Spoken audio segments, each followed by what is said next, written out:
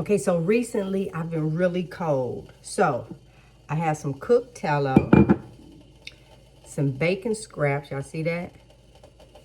So I'm putting that in a cup with a little bit of butter, a little bit of tallow, and some hot water, and make me a fat tea.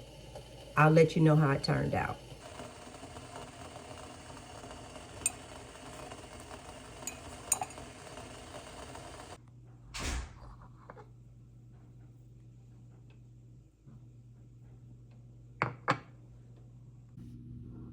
I had to add some real salt to it. Let's see.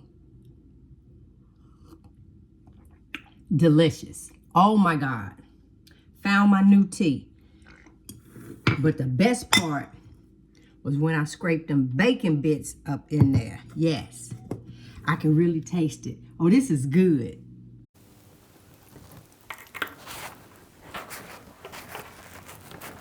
With your fine self. Say it loud. Doom, doom. You ain't know the next word. All right. Ready? Always. Okay. Hey, everybody. My name is G Brown. G Brown, the lifestyle changer. And I'm Frederick Brown, the husband. And this is Hanging with the Browns. Hey, so look, we look dressed up today. We look dressed up today. Semi-casual. Yes, because we just came from a family function. And the goal was to record, but guess what, y'all? We didn't. And I believe... Why? There was a reason why we didn't record. I believe that we weren't supposed to record. Then that's how it turned out. But ironically, while we were at the dinner, so it was pretty much family. Yeah, everybody there was family except for the doctor. Mm-hmm. And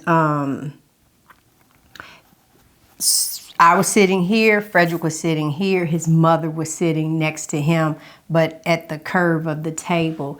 And I think... We were always sitting in a horseshoe arrangement. Yes, yes. And you and I were sitting on one corner of the horseshoe. Yes. Okay. And his mom made note of he was quiet. Normally he's a little more talkative, and this time he was quiet. Honestly, I didn't notice. I felt that we were eating, and but now that she mentioned it, you were quiet. And so when we were in the car, he looked at me and said, "So what do you think?" Okay, y'all, I was lost. I was like, okay, what do I think about what? And, he felt some kind of way. And I want to hear how you felt. Well, in the past, we've shared the carnivore diet. We've shared what we've learned. We've shared what we've been experiencing in terms of our bodies changing. But pain. When you say we shared, I mean, for this much, okay. We share with them. Okay, we all right. share with them. Okay. And we shared our videos, and we shared other videos as well. We talked about it extensively, and they tried it for a while. And who was they? Okay, so I'm talking about my mother, my sister, and my brother-in-law. Okay. Specifically, okay. Right. And they did it, and for a short time, and then they stopped. And I was constantly, trying to figure out what was going on, trying to share and encourage. Encourage and highlight some specifics that they should be doing to hopefully make this a success. And I kind of felt like I was hounding them. Wait a minute. So we did things like sent links to some of the videos, sent links to the doctor, and text. Mm-hmm. Right. Mm-hmm. Okay. We've had a couple of functions, and then they said that normally at a function, they'll just eat what's on the menu, and then they go back to the carnivore diet. Yeah, yeah. Well, you know, today I think for the first time while I was there, and I felt a little sad, and that's what I shared with my wife on the drive home. For the first time, I really felt sad. You So know, is that why you were quiet? yeah, Okay. yeah. So your mom did pick up on it. Yeah, she did, but I mean, I didn't say anything at the time about it. But you know, once you learn, knowledge is power, right?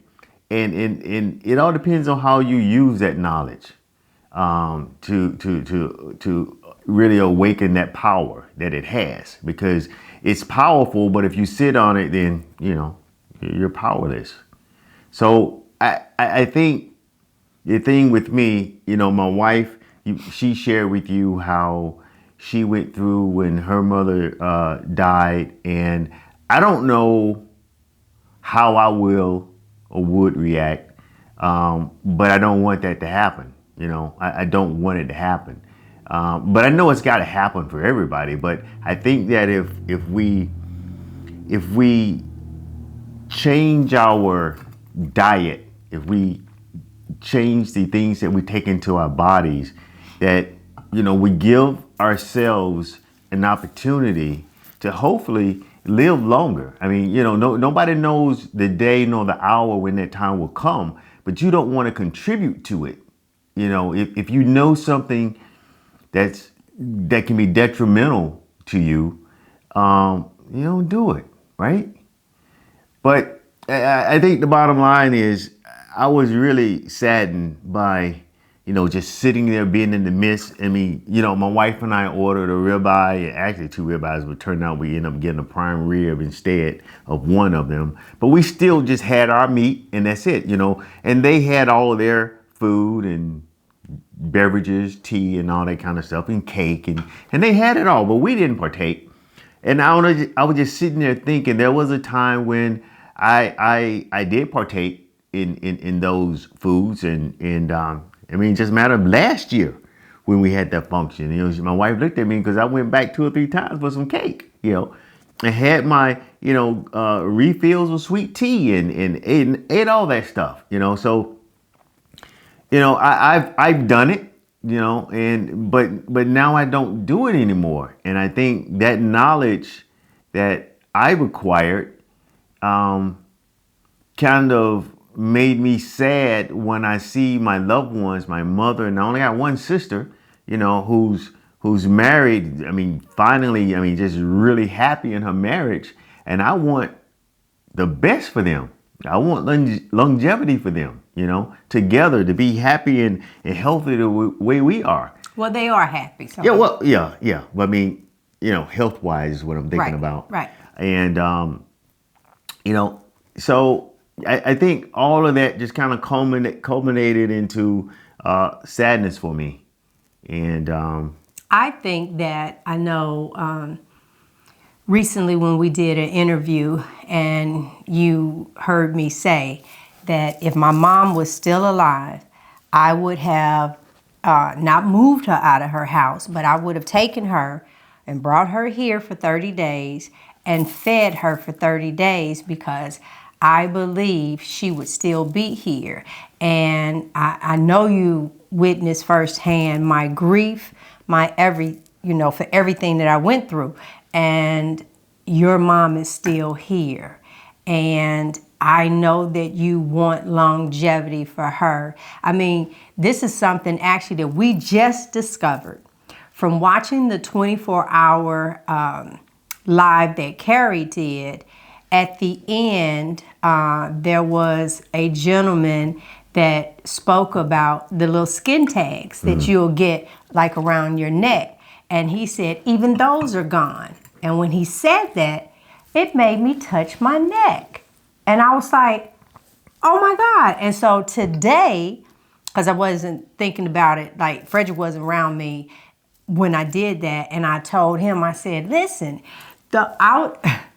so I'm the mole remover, right? And the little skin tag remover. Baby, I'll get some string, tie it around there, choke that blood circulation off, 3 days is gone. And I was about to ask him because I got so many around my neck. And I was going to ask him, I need you to tie, and if he wouldn't do it, I can get my daughter to do it. Tie these off because they need to go because they were catching on my necklace. And then I reached up, y'all, and there's probably two, one on each side, but you can tell that they're like disappearing. And then for him, his mom, it kind of runs a little bit in the family, moles. And then when he was cutting his hair about 6-7 months ago, he realized that one in his head was actually, he's like, man, I think this thing is getting larger. I might have to let my hair grow and not cut it up as much. And when I talked about the skip tags, he ran to the mirror and he said, wait a minute, this mole is disappearing in my head. And then, so on the car ride, we were saying, you can do so many memes about this because it just seems like this way of eating is correcting so many just simple things that you don't even think about. Yeah.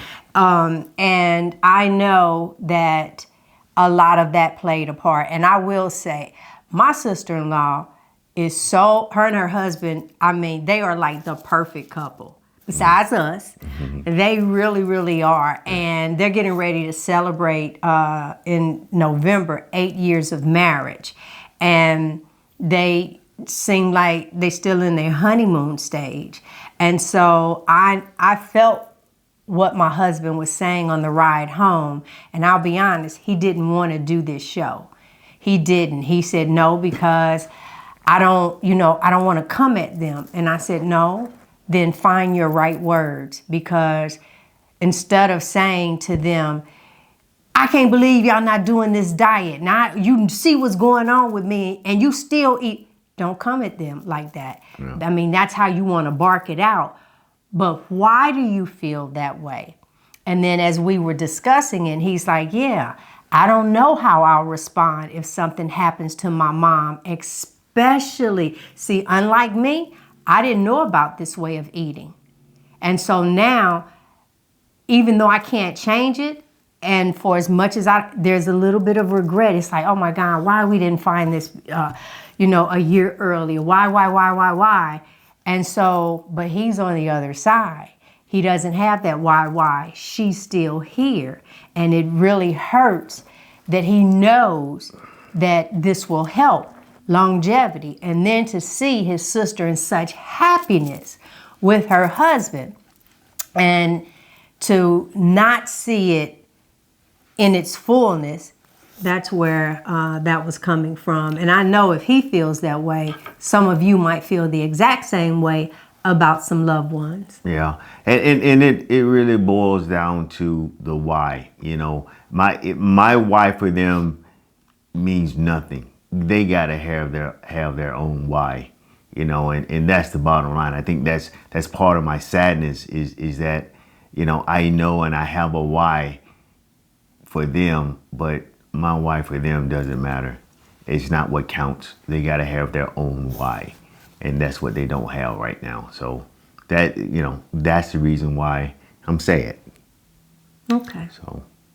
All right. Well, that's what you wanted to share.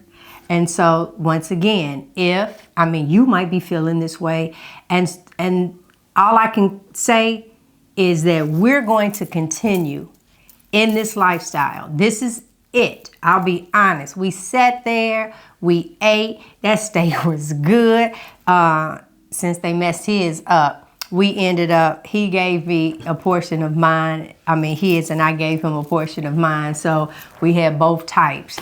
But his had rosemary on it. And then he started saying, you know what? I'm feeling some kind of way. And immediately I said it was the seasoning on the steak. So. And I specifically said no seasoning. Yeah. And I could have sent it back, and I probably should have, but I didn't. It's the whole situation is a little complicated, so I don't want to go into about the whole ordeal of how things are arranged. Well, I think that you were feeling some kind of way watching watching the plates around you and you was just like, never mind. Yeah, because even the way you responded to them, I should have picked up on it. I just thought you was mad about the meat. And so, but it was actually bigger than that. Yeah, it was. So let me just say this. The cruise, all right? Celebrate with us. Yeah, we got to finish on a happy note. Celebrate with us on. You remember the dates and stuff? Look, I got my little book right here. August 16th through the 19th.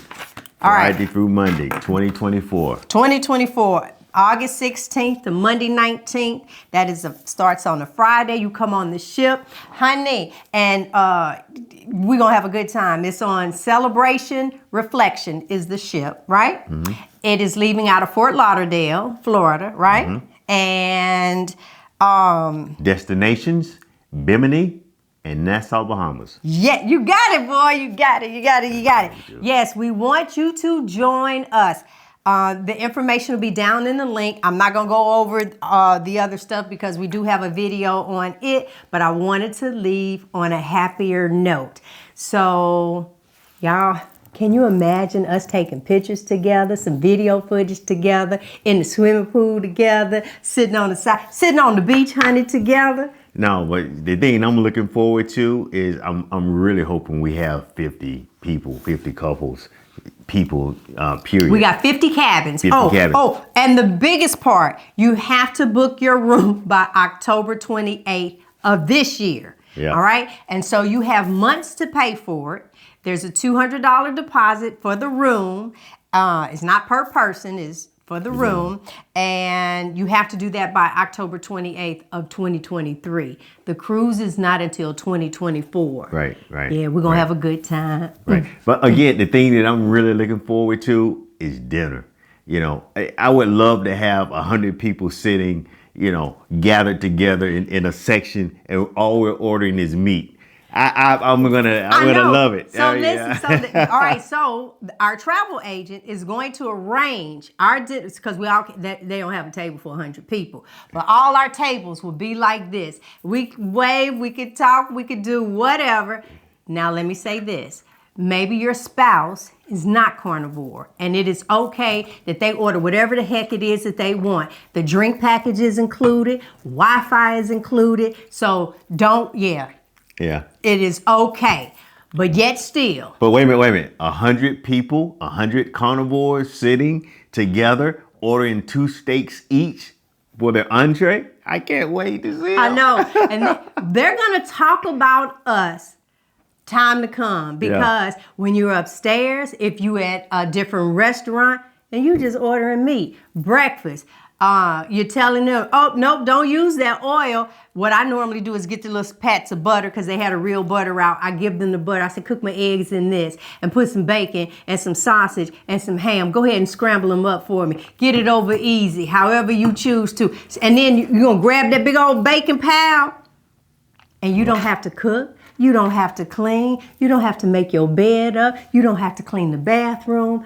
Everything is going to be done for you. Come on and get pampered on our 20th anniversary. Yeah. Now that's how we're going to end that. We appreciate you. We thank you. We will see you next time. Bye-bye. Thank you for watching Hanging with the Browns. If you enjoyed this content, please like, share, and subscribe right here. Don't forget the notification button. There you go. And guess what, baby? What's that? They can take a look at these.